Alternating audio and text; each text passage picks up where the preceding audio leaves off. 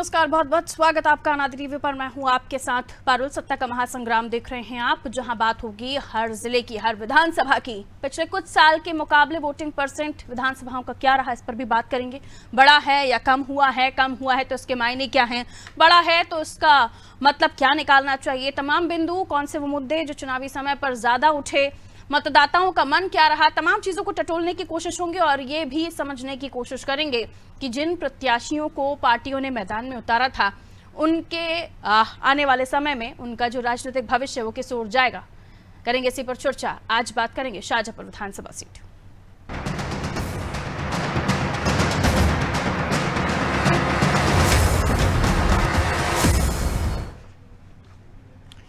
तो शुजालपुर जिले की हम बात कर रहे हैं। मालवा निमाड़ में आने वाली शुजालपुर जिले में इस बार बम्पर वोटिंग हुई है, रिकॉर्ड तोड़ वोटिंग। शाहजहांपुर का नाम उन जिले में रहा है जहां सबसे ज्यादा वोटिंग हुई है। दरअसल इस जिले में 3 सीटें आती हैं। अगर बात शाहजहांपुर की करें तो यहां का मत प्रतिशत 85.01 है। इस सीट पर 2018 के मुकाबले ज्यादा वोट डाले गए हैं। कुम सिंह कराड़ा और अरुण भीमावत के बीच यहां पर मुकाबला देखा गया था, टक्कर देखी गई थी। वहीं शुजालपुर सीट पर 84.7% मतदान हुआ है, वोट कास्ट हुआ है। यहां भी पिछले चुनाव से ज्यादा वोट पड़े हैं। यहां पर कांग्रेस अपनी खोई सियासी जमीन पाने के लिए पिछले 20 सालों से संघर्ष कर रही है। इस सीट पर कांग्रेस लगातार 4 विधानसभा चुनाव से हारती आ रही है। वहीं काला पीपल सीट की अगर बात करें तो जंग इस बार जोरदार देखने को मिली। इस सीट पर 85.30% मतदान हुआ है। इस सीट से कांग्रेस ने कुणाल चौधरी को टिकट दिया, जिनकी टक्कर बीजेपी के घनश्याम चंद्रवंशी से हुई। खैर, तीनों सीटों पर ज्यादा वोटिंग के क्या मायने हैं, समझने की कोशिश करेंगे। सत्ता का महासंग्राम में आज जानेंगे शाहजहांपुर जिले की 3 विधानसभा सीटों पर हुए मतदान के बारे में और मत प्रतिशत जो निकलकर सामने आया उसका विश्लेषण करने की कोशिश होगी। चलिए, तो शाहजहांपुर, शुजालपुर, काला पीपल, ये 3 सीटें हैं। शुजालपुर की हम बात करें तो 85.7% मतदान हुआ। शुजालपुर की बात करें तो 84.7% मतदान हुआ और काला पीपल में भी 85.30% जो है मतदान हुआ है। मुकाबला अलग अलग जगहों पर काफी दिलचस्प रहा और सबसे ज्यादा ये वो जिला है जहां पर वोट कास्ट सबसे बम्पर वोटिंग हुई है। रिकॉर्ड तोड़ मत यहां पर डाले गए हैं मतदाताओं के द्वारा। ओम मेवाड़ा हमारे सहयोगी हमारे साथ जुड़े हुए हैं, उनसे हम इस सीट को लेकर और भी जानकारी हासिल करने की कोशिश करेंगे। ओम, जाहिर है मतदान हो चुका है, मत प्रतिशत सामने आ चुके हैं, लेकिन जनता ने किन मुद्दों को लेकर मन बनाया था, वोटिंग मशीन तक पहुंचे थे और उसके बाद अब क्योंकि हम देख रहे हैं कि शाहजहांपुर में देखिए तो रिकॉर्ड तोड़ मतदान हुआ है और बाकी शुजालपुर और काला पीपल इतना बड़ा कोई अंतर मतदान प्रतिशत में नहीं आया है। मुद्दे कई सारे थे यहाँ पर। कुणाल चौधरी जिन्हें हम देखते हैं कि एक्टिव नजर आते हैं, वहीं इंदर सिंह परमार मिनिस्टर शिवराज सरकार में, उनकी भी सीट ये कहा जा रहा है 20 साल से अंगद का पैर बने हुए हैं। और अगर हम बात करें हुकुम सिंह कराड़ा की तो बड़ा चेहरा है इस क्षेत्र का, दिग्विजय सिंह सरकार में मंत्री रह चुके हैं और अभी भी इनकी साख दांव पर है। लेकिन यह भी बताया गया कि 2013 में ये अपने ही प्रतिद्वंदी जो अभी भी हैं उनके सामने अरुण भीमावत, उनसे हार भी चुके हैं। तो क्या माहौल आपने तब देखा और अब जब मत प्रतिशत सामने आ चुका है, एक बड़ा अंतर हम शुजालपुर में देख रहे हैं, लेकिन शाहजहांपुर में देख रहे हैं, लेकिन शुजालपुर और काला पीपल में बहुत बड़ा अंतर नहीं दिखाई दे रहा है।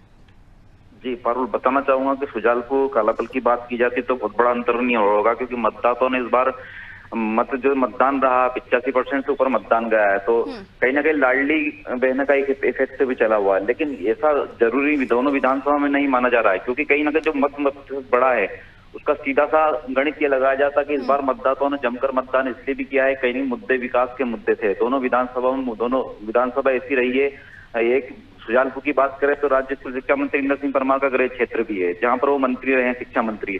लेकिन विकास के मुद्दों की बात करें तो लोगों ने इस बार विकास के मुद्दों पर वोट भारतीय जनता पार्टी को नकारा है, क्योंकि कहीं ना कहीं जो मुद्दे जमीनी स्तर पर, जब हम अनादि टीवी की टीम जब पहुंची थी जमीनी स्तर पर 1-to-1 भी किया लोगों से, उस टाइम लोगों ने यही बताया था कि इस बार विधानसभा में कोई विकास नहीं हुआ तो बढ़ चढ़ के जो मतदान होगा वो कहीं ना कहीं सरकार बदलने के लिए भी मतदान करने के जो मतदाता का रूप था वो बताया जा रहा था। कालापल में भी ऐसे माहौल देखा गया था, क्योंकि दोनों विधानसभाओं में विकास के मुद्दे काफी जोर शोर से उठे थे और कांटे की टक्कर, तो जो चुनाव था घमासान, दोनों का कांटे की टक्कर पे। अभी मत प्रतिशत का हिसाब लगाकर हम दोनों की बात करें तो ऐसा नहीं है, क्योंकि लगभग तय ये हो चुका है कि कोई ज्यादा मत प्रतिशत हुआ है, लेकिन हार जीत का जो फैसला रहेगा वो बढ़ चढ़ कर नहीं रहेगा। लगभग बहुत कम वोटों से दोनों प्रत्याशियों की हार जीत रहेगी। पर बिल्कुल, हार और जीत किसकी होगी, हार किसकी होगी जीत, शाहजहांपुर में किसका सिंहासन होगा या कौन सत्ता से बाहर का रास्ता देखेगा, कौन होगा एमएलए, कौन होगा विरोधी विपक्षी, ये तमाम सवाल तो हैं ही। लेकिन अब अगर हम बात करें इन जगहों पर जो परिस्थितियां बनी, खासतौर पर हम जब बात करें हुकुम सिंह कराड़ा के लिए, तो हुकुम सिंह कराड़ा 2013 में बड़ा अंतर था हार का, लेकिन 2018 में फिर बड़े अंतर से जीते और भीमावत बड़े अंतर से हारे। इस बार भी भीमावत को ही चुनावी मैदान में उतारा और फिर अब हम देख रहे हैं मत प्रतिशत में बहुत ज्यादा अंतर नहीं आना, क्योंकि यहाँ की जनता पहले भी वोट कास्ट करती थी। तो ये जो शाहजहांपुर का मतदान प्रतिशत था 84 था, 1% बढ़ गया। तो बहुत ज्यादा कोई हम कह सकते हैं कि उत्साहजनक वृद्धि हुई है मतदान में, ये नहीं कहा जा सकता। तो क्या माना जाए कि जो वोटर्स निकलकर घर से बाहर गए हैं, क्या भीमावत के पक्ष में गए होंगे, या फिर आपको लगता है कि हुकुम सिंह कराड़ा जिन्होंने 2018 में भी बड़ी लीड से चुनाव जीता और अब हम देख रहे हैं कि अरुण भीमावत को जब मैदान में उतारा है तो बड़ी अंतर से वो भी हारे थे, दोबारा उन्हें ही मैदान में उतारा, तो किसके पक्ष में माहौल बनता हुआ सीट से दिखाई दिया आपको? जी, बात करूंगा शाहजहांपुर जो विधानसभा सीट की, तो कराड़ा भी कांग्रेस पार्टी के भारी प्रत्याशी रहे थे और अगली बार भी काफी मतों से उन्होंने जीत हासिल की थी। अरुण भीमावत के सामने एक निर्दलीय प्रत्याशी खड़ा हुआ था, उस वजह से कहीं ना कहीं कहना था भारतीय जनता पार्टी का कि उस वजह से हमारा प्रत्याशी हारा था। लेकिन अब इस बार फिर से अरुण भीमावत पार्टी ने भरोसा करके और उसको कराड़ा के सामने उतारा। लेकिन मोदी जी की बड़ी बड़ी सभा हुई है, उससे 1% वोटर का मत उधर तक डोला है, लेकिन ऐसा नहीं हो इफेक्ट देखने को मिला है कि पूर्ण तरह की शाहजहांपुर सीट को भारतीय जनता पार्टी तरफ मोड़ा जाए कि कहीं ना कहीं पूर्ण बहुमत से भारतीय जनता पार्टी का प्रत्याशी निकल सकता है। ऐसा माहौल देखने को अभी तक नहीं, क्योंकि इस बार वोटर जो मतदाता साइलेंट है, कहीं ना कहीं बोलने की कोशिश की, कैमरे पर लाई गई, लेकिन बोलने के लिए क्लियर नहीं था, क्योंकि मतदाता का मन अलग ही रहता है। इस बार विधानसभा में जो कमियां रहती है, जो विकास के मुद्दों पर वोट किए जाते हैं, उन विकास के मुद्दों पर बढ़ चढ़कर वोट तो हुआ है, लेकिन अब किस तरफ कौन की जीत होती है ये क्लियर नहीं हो पा रहा। अभी तक शाहजहांपुर में ऐसा कोई माहौल देखने को मिला है, लेकिन अभी तक का माहौल तो कराड़ा का ही देखा जा रहा है। जहां से भी अपन चर्चा करते हैं, मतदाताओं से चर्चा की है, तो कहीं ना कहीं माहौल कांग्रेस पार्टी तरफ बनता दिखाई दे रहा है अभी तक का। और इसलिए भी ये समझने की हम कोशिश करेंगे। बाकी मेहमान भी हमारे साथ जुड़ गए हैं, देवदत्त दुबे साहब हमारे साथ जुड़े हैं। बहुत बहुत स्वागत देवदत्त साहब आपका अनादि टीवी पर। और आपसे ही मैं अगला सवाल लूंगी। दो मेहमान और हमारे साथ जुड़े हैं, भूपेंद्र साहब हमारे साथ कांग्रेस से जुड़े हैं, अशोक साहब हमारे साथ बीजेपी से जुड़े हैं। आप दोनों का भी स्वागत। देवदत्त साहब, कैसे देख रहे हैं आप शाहजहांपुर की 3 विधानसभा सीट जहाँ रिकॉर्ड तोड़ मतदान हुआ है, और मध्य प्रदेश में एक ऐसा जिला है जहाँ सबसे ज्यादा रिकॉर्ड तोड़ मतदान हुआ है, लेकिन हुकुम सिंह कराड़ा को भी लेकर हम चर्चा कर रहे थे। उमा जी के समय पर भी हमने देखा 173 सीटों में से सीट ऐसी थी जो नहीं निकाल पाई थी बीजेपी। इस बार आप अब इस सीट का, जिले में 3 विधानसभा सीटों का क्या भविष्य देख रहे हैं? कौन से वो मुद्दे हैं जिन्हें आपको लगता है कि भुनाया कांग्रेस ने या बीजेपी ने जितना जोर लगाया उसका असर कोई दिख रहा है? देखिए, अधिक मतदान का आशा ये होता है कि प्रत्याशी बहुत दम से चुनाव लड़े, सक्रियता से चुनाव लड़े। आपने देखा होगा पार्षद के चुनाव में ज्यादा मतदान होता है, लोकसभा के चुनाव में कम मतदान होता है। यदि कोई व्यापक लहर ना हो, जैसे इंदिरा लहर हो या सर्जिकल स्ट्राइक की लहर हो, ऐसी लहर में होता है लोकसभा में, बाकी कम मतदान होता है। पार्षद में एक एक घर से मतदाता निकाला जाता है तो उसमें ज्यादा मतदान होता है। तो जिन सीटों पर ज्यादा मतदान हुआ वहाँ आप ये समझिए कि दोनों प्रत्याशी ने जोर लगाया अपने अपने मतदाताओं को पोलिंग बूथ तक ले जाने के लिए। तो वहाँ पर जिस तरीके से प्रत्याशी थे, बड़ी कांटे की टक्कर थी, मुकाबला दोनों के बीच पहले भी होता रहा। कराड़ा बहुत मजे हुए राजनीतिज्ञ हैं, 2018 में उन्होंने अच्छी जीत हासिल की थी। और इस बार जो मतदाता का, जैसे अभी हमारे वो सहयोगी बता रहे थे कि मतदाता बड़ा अजीब था, वो कह कुछ रहा था, करने कुछ जा रहा था। ये अधिकांश मध्य प्रदेश के हिस्से में यही मतदाता का रुझान देखने को मिला है। और जो कुणाल चौधरी हैं वो लगातार वहाँ सक्रिय रहे, उन्होंने अपनी समाज में भी बहुत काम किया है जी। तो मुझे लगता है कि एक तरफ जहाँ मतदाता का बदलाव का रुख था, वहीं दूसरी ओर भाजपा अपने लाभार्थी मतदाताओं को घर से पोलिंग बूथ ले जा रही थी। तो दोनों का जो मुकाबला हुआ उसके कारण ये मतदान बहुत बड़ा हुआ है। और जो भी अपने अधिकतम वोट डलवा लेगा वो उसमें चुनाव में जीतेगा। बिल्कुल। यहाँ सर बीजेपी ने भी काफ़ी जोर लगाया है, और जाहिर सी बात है खासतौर पर जब कराड़ा की सीट हो या फिर हम देखें कुणाल चौधरी, खासतौर पर बीजेपी हमने देखा कि उन्होंने आकांक्षी सीटें इनको नाम दिया था, और हम जब ये भी देखते हैं कि उन बड़ी सीटों पर ज्यादा फोकस किया है जहां पर बड़े किलों को ध्वस्त करने की बीजेपी की तैयारी थी, तो वो बीजेपी की जो सोच है यहाँ कहीं उतरती हुई दिख रही है आपको? देखिए, इस बार की रणनीति भी दलों की अलग अलग थी कि जो, और उसी मतदाता की भी थी। मतदाता भी चिन्हित चेहरों पर टारगेट कर रहा था, जो बड़े चेहरे हैं। और जैसा आपने देखा कि भाजपा ने भी कांग्रेस की सीटों पर टारगेट किया हुआ था, और कांग्रेस ने भी भाजपा की जो 66 सीटें हैं उसकी जिम्मेवारी दिग्विजय सिंह को दी थी, जो 3 या 4 बार से लगातार जीत रही है भाजपा। तो ये एक अजीब चुनाव था। मैं बार बार कहता हूँ, विभिन्न चैनलों पे भी कहता हूँ, ये रिसर्च करने वाला चुनाव है, इसको सामान्य चुनाव की तरह ना देखा जाए जो अभी तक चुनाव होते रहे। इस बार मतदाता बहुत कुछ हमें होशियार या चतुराई दिखाते हुए मिला है कि अपन सामान्य यदि कहीं से निकल जाएंगे, गाड़ी में से नहीं उतरे, तो देखेगा कि झंडा, बैनर, पोस्टर में लगेगा कि एक तरफा जीत है किसी दल की। लेकिन आप गाड़ी से उतरेंगे, मतदाताओं से बात करेंगे, तो आपको तस्वीर दूसरी नजर आएगी।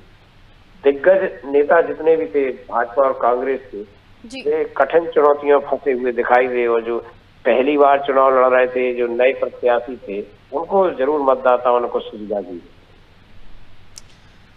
हमारे साथ अशोक जी जुड़े हुए हैं बीजेपी से। आ रहे हैं देवदत्त दुबे साहब। अशोक जी जुड़े हुए हैं बीजेपी से, और भूपेंद्र सोनी पार्षद कांग्रेस से हमारे साथ जुड़े हुए हैं। अशोक जी, इतना आसान नहीं है, भले ही सभाएं की या रोड शोज किए, या फिर बीजेपी ने प्रदेश में उन सीटों पर ज्यादा प्रेशर डालने की कोशिश की, या वहां पर ज्यादा अपना जोर लगाया, जो खासतौर पर आपकी हारी हुई सीटें थी, और वो उन पर तो और भी ज्यादा आपका जोर था, जो आप बहुत समय से आपके हाथ में नहीं है। यानी यहाँ आप अपना दोबारा से प्रदर्शन अच्छा करना चाहते हैं, वापस आना चाहते हैं, तो इतना आसान नहीं है। अशोक जी, क्या कहेंगे? मैडम, सबसे पहले तो गुरु नानक देव जी के प्रकाश पर्व की शुभकामनाएं सभी को।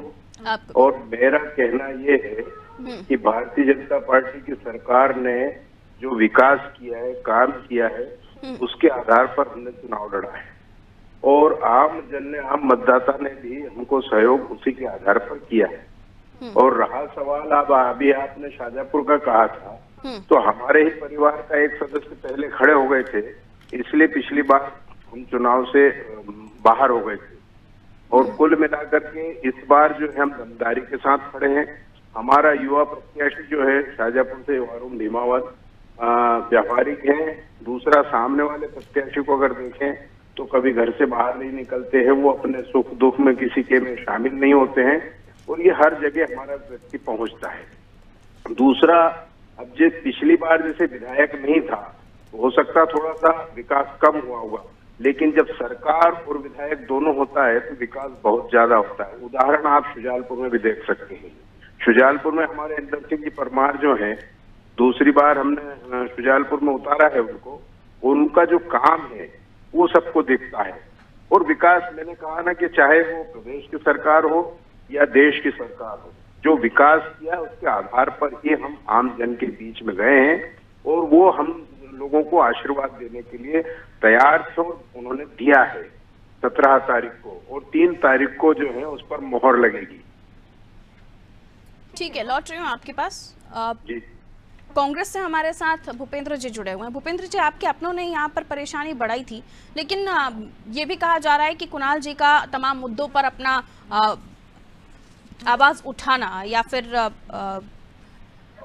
जनता के बीच में उनका मौजूद होना, ये कहीं ना कहीं उनकी एंटी इनकम्बेंसी कम भी करता है। लेकिन आपके अपने जब मैदान में हो तो कंपटीशन टफ हो जाता है, क्योंकि आधा वोट तो वही काट के ले जाते हैं। तो मत प्रतिशत में बहुत ज्यादा अंतर नहीं आया है, डिवाइड हुआ है मत प्रतिशत, ये आप मानेंगे?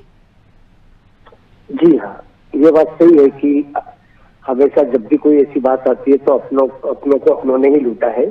लेकिन कुणाल चौधरी की सक्रियता, सहनशीलता और मिलनसारिता क्षेत्र में बराबर बनी हुई है, और उन्होंने हमेशा जनता के सुख दुख में उनके हितों की आवाज को हमेशा उठाया है, और इन्हीं मुद्दों को लेकर हमेशा मतलब यह है कि वो जनता के बीच में रहे हैं, और जनता के बीच में रहने की वजह से काफी लोकप्रिय है। एक एक बच्चा उनको जानता है, एक एक माता बहना उनको जानती है, और उनको बहुत अच्छा समर्थन कांग्रेस पार्टी के माध्यम से उनको मिल रहा है।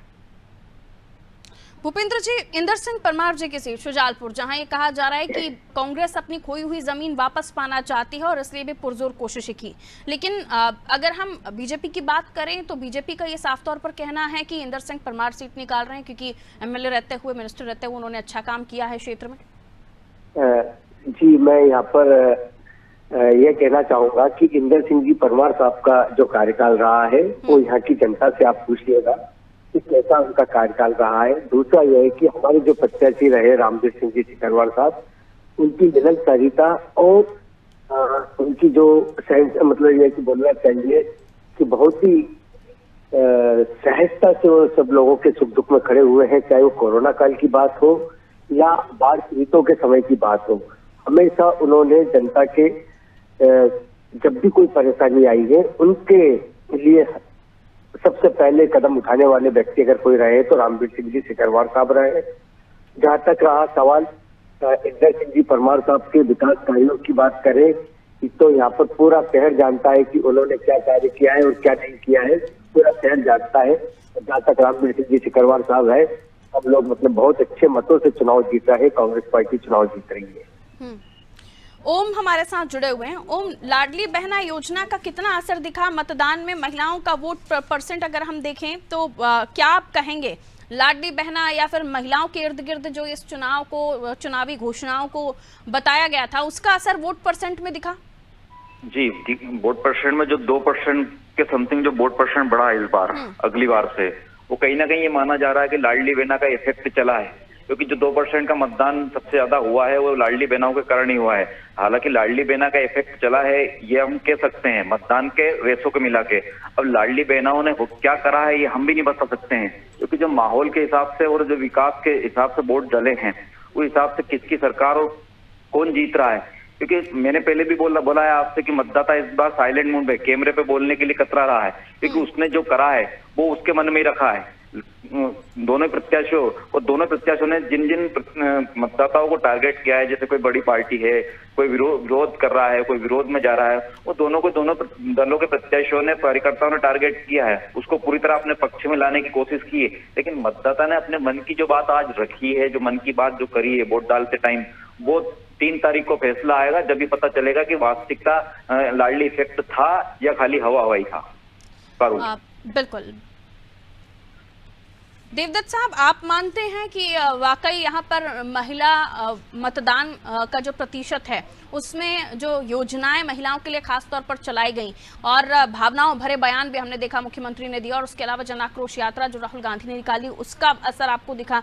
बड़े बड़े यहाँ हम देख रहे थे मुद्दे जिनमें ओबीसी आरक्षण, जातिगत जनगणना जैसी बातें हुई, उसका असर आप यहाँ इस विधानसभा में देख रहे हैं, 3 विधानसभाओं में देख रहे हैं? कोई फर्क इस पर दिख रहा है? देखिए, जो भी मुद्दे उठाए जाते हैं उनका असर तो होता है, तभी तो राजनीतिक दल उठाते हैं जी। और लाभार्थी मतदाता भाजपा का टारगेट में था, लेकिन जिन महिलाओं को लाडली बहना योजना का लाभ नहीं मिला वो उनका क्या रुख रहा होगा ये भी समझा जा सकता है। तो ये बड़ा विचित्र चुनाव रहा है। मैं बार बार यही कहता हूँ कि इसमें कोई एक पैमाने पर तोला नहीं जा सकता। एक तो सर्वव्यापी, सर्व जगह एक सा नहीं रहा है, अलग अलग प्रत्याशी और चेहरों को देखकर भी मतदान हुआ है। तो बड़ा ही अभूतपूर्व चुनाव मध्य प्रदेश के इसमें हुआ। 3 तारीख तक मुझे लगता है कि इंतजार सबको करना चाहिए। जो बड़े नाम हैं, यानी उनके लिए अगर हम समझें तो उन्हें उनके ही नाम पर आपको लगता है कि मतदाताओं ने वोट कास्ट किया होगा, या पार्टियां जैसे चिन्ह बनाकर चल रही थी? बीजेपी की हम बात करें तो उन्होंने कहा कि कमल का फूल ही हमारा चेहरा है, तो इसका कोई फर्क आपको दिखता है कि दिखेगा? देखिए, मैं कह रहा हूँ जितने बड़े चेहरे चुनाव लड़ रहे थे वो सब चुनौती में भंवर में फंसे दिखाई दिए चुनाव के दौरान। मालवा में स्थिति कैसी देख रहे हैं आप बीजेपी कांग्रेस की? मालवा में बहुत कड़े मुकाबले हुए हैं, दिग्गज सीटों पर भी मुकाबले हुए हैं। वहाँ संघ ने बहुत जमीनी जमावट की थी, क्योंकि वहाँ पहले से जो रुझान आ रहे थे, जो ओपिनियन पोल में आ रहे थे, तो कड़ी चुनौती पेश आ रही थी। अंतिम 3 दिनों में वहाँ संघ ने जो जमावट की है और वो कितनी कारगर हुई है ये परिणामों में दिखेगा। एंड में बयानबाजियां भी हुई हैं, और उसके अलावा भी हमने देखा अशोक जी, बयानबाजियों के साथ साथ फिर भावनाओं भरे बयान आना, मंच से संबोधन देना जिसमें ये कहना कि मुझे मुख्यमंत्री दोबारा बनाना चाहते, नहीं बनाना चाहते, इसका असर आपके क्षेत्र में दिखा है क्या? और अगर है तो फिर यानी जनता आपके बयानों से जुड़ रही है? देखिए मैडम, क्या है कि कांग्रेस की कसमें और करने में अंतर है। ये लोगों ने 15 महीने के कार्यकाल में भी देखा है। उन्होंने कहा था कि हम किसानों को ये करेंगे, विद्यार्थियों को ये करेंगे। एक चीज में एक जगह उन्होंने कुछ किया हो तो आम आदमी, आम मतदाता भरोसा करेगा। अब ये सब सामने दिखता है, आम मतदाता जागरूक है। किसने भाजपा जो कहती है वो करती है। भाजपा के साथ अभी जितनी महिलाओं की योजनाएं हैं वो सब पिछली सरकार ने बंद कर दी थी और भाजपा ने वापस पुनः चालू की है वो। और जो लोगों का, गरीब लोगों का, किसान हो, विद्यार्थी हो या जो भी हो, उनका सबका ख्याल रखते हुए भारतीय जनता पार्टी की सरकार ने काम किया है। इसलिए लोग जो है, अभी देवदत्त सर भी यही बता रहे थे कि समझना बहुत मुश्किल है इस बार वोटर्स को। ओम भी यही कह रहे हैं, इस वक्त को फील्ड पर मौजूद हैं, उस वक्त भी उन्होंने जनता से जाना था और जो वोटर्स हैं उनसे समझने की कोशिश की थी। वोटर साइलेंट है और 3 दिन में संघ ने जो जमावट बनाई वो भी आपके लिए मुश्किलें खड़ी करने वाली हो सकती थी। और इसी के साथ फिर आपके अपने ही जब दगा कर जाएं तो फिर किसे दोष दीजिएगा? छोटी सी टिप्पणी। जी मैम, मैं सबसे पहले तो देवदत्त जी की बातों से सहमत हूँ कि जो महिलाएं ने जो वोट प्रतिशत किया है वो कांग्रेस की महिलाओं ने कांग्रेस को वोट किया है और बीजेपी की महिलाओं ने बीजेपी को वोट किया है। लाडली बहना योजना का बहुत सारी महिलाओं को इसका लाभ नहीं मिल पाया है। वो महिलाएं नाराज थी क्योंकि मैंने ग्राउंड लेवल पर पता किया है, मैं ग्राउंड लेवल पर काम करता हूँ, मैंने ये सारी चीजें पता किया है। दूसरा यह है कि अशोक जी जैसे कह रहे थे कि पिछले 15 महीने की सरकार में कमलनाथ जी ने क्या किया या क्या नहीं किया। 27 लाख किसानों का कर्ज माफ किया, बिजली का बिल हाफ किया, गौशाला बनाई, शुद्ध का युद्ध चलाया, सारी चीजों पर कंट्रोल किया, माफिया राज को खत्म किया। ये तमाम चीजें उन्होंने किया है। तो वो 15 महीने की सरकार में लोगों ने देखा। दूसरा मैं कह रहा था जी, उसके बावजूद भी, मतदान होने के बावजूद भी पार्टियों को, आप लोगों को संकल्प दिलाने पड़ रहे हैं, प्रत्याशियों को। तो आने वाले समय में इन मुद्दों के साथ जनता ने जिन्हें चुना है वो किसके साथ जाएंगे या फिर अपने दल के साथ ही वो वफा करेंगे, ये तो आने वाले समय के साथ पता चलेगा। बहुत बहुत शुक्रिया हमारे साथ जुड़ने के लिए भूपेंद्र जी, अशोक जी, देवदत्त दुबे साहब हमारे साथ जुड़े थे, मेवाड़ा हमारे सहयोगी हमारे साथ जुड़े थे। सत्ता का महासंग्राम हम बात कर रहे थे शाहजहांपुर की, जहाँ 3 विधानसभा सीटें, शाहजहांपुर, शुजालपुर, कालापीपल, कड़ा मुकाबला देखा गया। तीनों को हाई प्रोफाइल हॉट सीट कह सकते हैं। हुकुम सिंह कराड़ा जो कि अपने आप में बड़ा चेहरा है कांग्रेस का, बड़ी लीड से पिछली बार भीमावत को हराया था और इस बार भी दोनों मैदान में हैं। और अरुण भीमावत वो शख्स हैं जो पिछली बार हारे थे और बड़े मार्जिन से हारे थे, लेकिन दोबारा मैदान में उतारा। हम बात करें शुजालपुर की, तो शुजालपुर में भी कड़ा मुकाबला देखा जा रहा है क्योंकि मिनिस्टर खुद हैं इंदर सिंह परमार और उनके सामने हैं रामवीर सिंह सिकरवार, कुणाल चौधरी जो अपने हर एक मुद्दे पर अपनी प्रतिक्रिया देते हैं, काफी एक्टिव नजर आते हैं। तो उनकी सीट पर भी टफ फाइट देखी जा रही है क्योंकि उनके अपने ही उनके सामने खड़े हुए हैं। अब ऐसे में देखना ये होगा जातिगत समीकरणों को साधने के बाद उन नामों को देखना जो खुद जातिगत समीकरणों में फिट बैठ रहे हैं, उसके साथ पुरानी स्थितियां और अभी की स्थितियों को भांप कर क्या कुछ पार्टियों ने इस वक्त किया और अब मतदाता ने जब मतदान कर दिया है, जो मत प्रतिशत जिसमें बहुत ज्यादा कहीं पर भी कोई अंतर नहीं है। हाँ, रिकॉर्ड तोड़ मतदान इसलिए कहा जा रहा है क्योंकि एमपी के ऑल ओवर जिलों में सबसे ज्यादा मतदान शाहजहांपुर में हुआ है। तो क्या असर दिखाएगा मतदान प्रतिशत जो बहुत ज्यादा नहीं बढ़ा है? किसे चुना, किसे बाहर का रास्ता दिखाया, महिलाओं ने किस फैक्टर पर वोटिंग की, ये सारी चीजें 3 तारीख को जब नतीजे आएंगे हम आपको जरूर बताएंगे। जनता ने क्या मतदान किया है, किस तरह से मतदान किया है, कौन से वो मुद्दे होंगे, इन पर भी चर्चा होगी। फिलहाल सत्ता का महासंग्राम में इतना ही, दीजिए इजाजत, नमस्कार।